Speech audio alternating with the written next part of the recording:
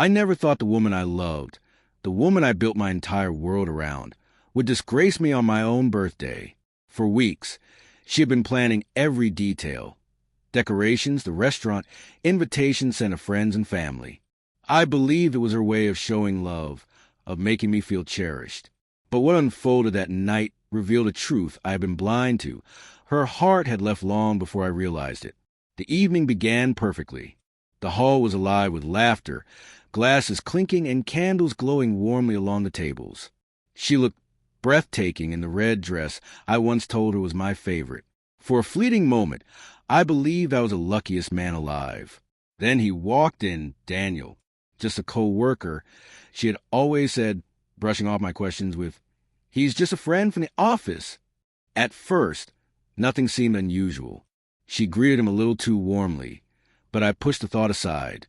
It was my birthday, and I wanted peace, not suspicion. Still, as the night wore on, my chest grew heavy. Every time I turned my head, I caught her hand brushing against his arm, her laughter a little too loud at his jokes, her eyes lighting up in a way I hadn't seen directed at me in months. The breaking point came when the cake was brought out. While everyone sang, she leaned in close to Daniel, whispered something in his ear, and rested her hand on his chest as though I didn't even exist. People noticed. I saw the sidelong glances, heard the whispers forming around the table. My face burned, not from the candles, but from the humiliation. On my own birthday, my wife chose to make another man the center of her world. I didn't explode. That's not who I am. I cut the cake, thanked the guests, and smiled like nothing was wrong.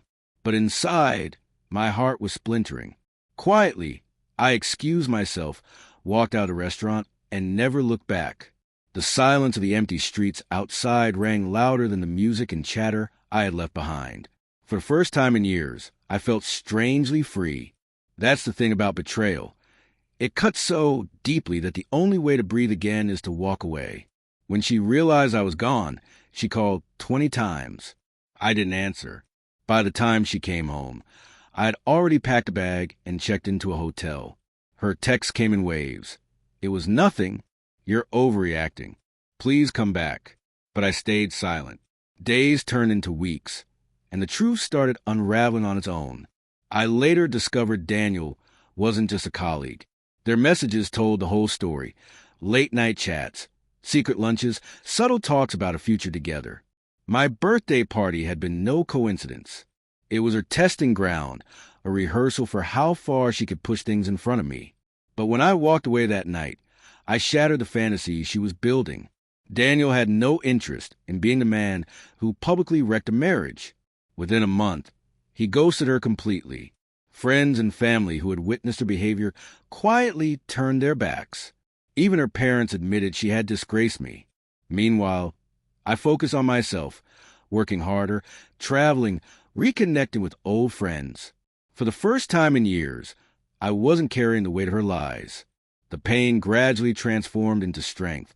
Her world, on the other hand, began to collapse. With Daniel gone, she was left utterly alone. Friends distanced themselves. She tried reaching me over and over, letters, emails, even showing up at my workplace once. Her face looked worn, her eyes clouded with regret. But regret loses its worth when it comes after betrayal. Love can't grow back in poisoned soil. The last time we spoke, she cried uncontrollably, admitting she had ruined everything, begging for a chance to undo the past. I looked at her, the woman I had once adored, and felt nothing but calm. "I gave you everything," I said, "and you threw it away for a moment's attention. That night, you didn't just flirt with him. You destroyed us." Then I walked out, and I knew I wasn't coming back. She sobbed harder, but I kept moving forward. It's been a year since then. My life is full again, rebuilt stronger than before. From what I hear, hers is still in pieces.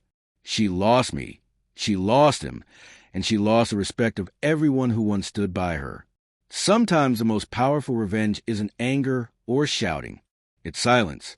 It's leaving. It's letting them watch their own world fall apart while you rise from wreckage. On my next birthday, I won't remember the day she broke me.